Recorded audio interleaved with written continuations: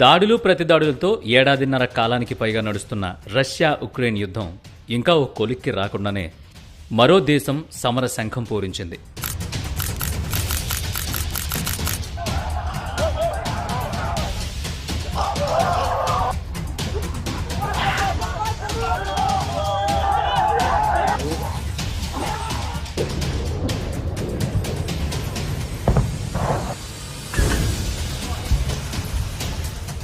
పాలస్తీనా militant group Hamas ఇజ్రాయిల్పై 5,000 రాకెట్లు ప్రయోగించి కయ్యానికి కాలు దువ్వింది.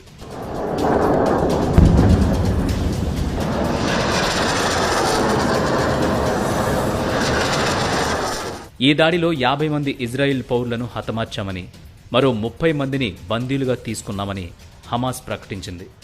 మరోవైపు ఈ దాడిపై స్పందించిన ఇజ్రాయిల్ పాలస్తీనా చాలా పెద్ద తప్పు చేసిందని, ఇందుకు తగిన ప్రతీకారం తీర్చుకుంటామని హెచ్చరిస్తూ యుద్ధ సన్నాహాలు మొదలుపెట్టింది. ఈ యుద్ధంలో తాము తప్పకుండా విజయం సాధిస్తామని ఇజ్రాయిల్ ప్రధాని బెంజమిన్ నెతన్యాహు ధీమా వ్యక్తం చేశారు. అసలు ఈ పాలస్తీనా ఇజ్రాయిల్ మధ్య గొడవేంటి, ఇప్పుడు మళ్లీ ఎందుకు తీవ్రమవుతోంది, ఈ వీడియోలో చూద్దాం.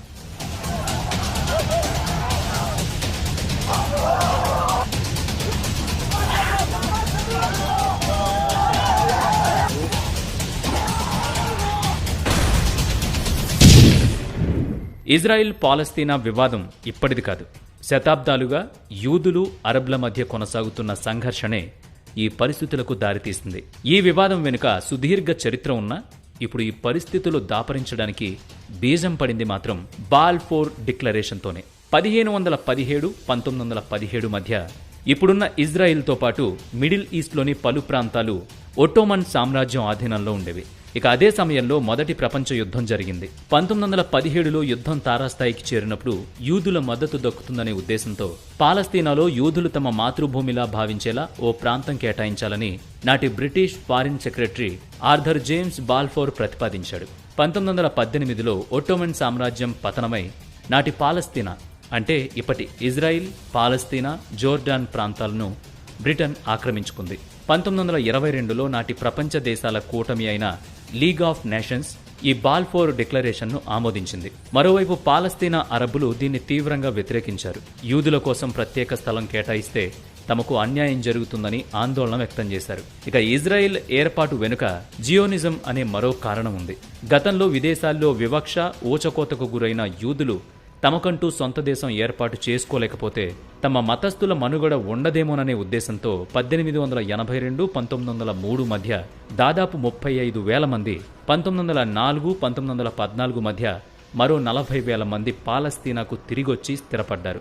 యూదులు ఇజ్రాయెల్ రాజధాని జెరూసలేం సహా ఆ చుట్టుపక్కల ప్రాంతాన్ని పవిత్ర స్థలంగా భావిస్తారు. అందుకే ఆ ప్రాంతానికి తిరిగొచ్చి తమకంటూ ప్రత్యేక దేశం ఏర్పాటు చేసుకునే దిశగా అడుగులు వేశారు. పాలస్తీనాలో వీరి జనాభా డిమాండ్ పెరుగుతుండడం గమనించి బ్రిటిషర్లు బాల్ఫోర్ డిక్లరేషన్ను ప్రవేశపెట్టారు. ఇక 1947లో ఐక్యరాజ్య సమితి పాలస్తీనా విభజనకు ఆమోదం తెలిపింది. 1948 మేలో ఇజ్రాయెల్ అధికారికంగా స్వతంత్ర దేశంగా అవతరించింది. అయితే ఇక్కడి నుంచే అసలు గొడవ మొదలైంది.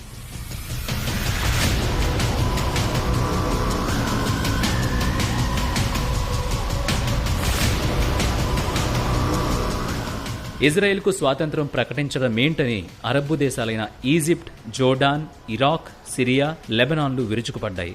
అలా తొలి అరబ్ ఇజ్రాయెల్ యుద్ధం మొదలైంది. 1949కు కానీ పరిస్థితులు సర్దుమణగలేదు. అయితే అప్పటికే వెస్ట్ బ్యాంక్ ను జోర్డాన్ ఆక్రమించుకోగా గాజా స్ట్రిప్ ను ఈజిప్ట్ ఆక్రమించుకుంది. ఇక 1967లో ఈజిప్ట్, జోర్డాన్, సిరియాలపై ఆకస్మిక దాడి చేసి ఇజ్రాయెల్ ప్రతీకారం తీర్చుకుంది. కేవలం 6 రోజుల్లో పోగొట్టుకున్న గాజా స్ట్రిప్, వెస్ట్ బ్యాంక్తో పాటు సినాయ్ పెనుసులా, గోలన్ హైట్స్ ను ఇజ్రాయెల్ తన ఆధీనంలోకి తెచ్చుకుంది.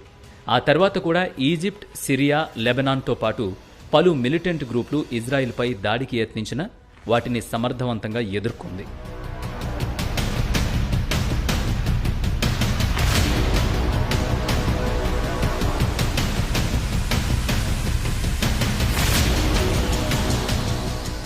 అయితే 1987లో ఇజ్రాయెల్ నియంతృత్వాన్ని వ్యతిరేకిస్తూ పాలస్తీనియన్లు పెద్ద ఎత్తున నిరసనకు దిగారు.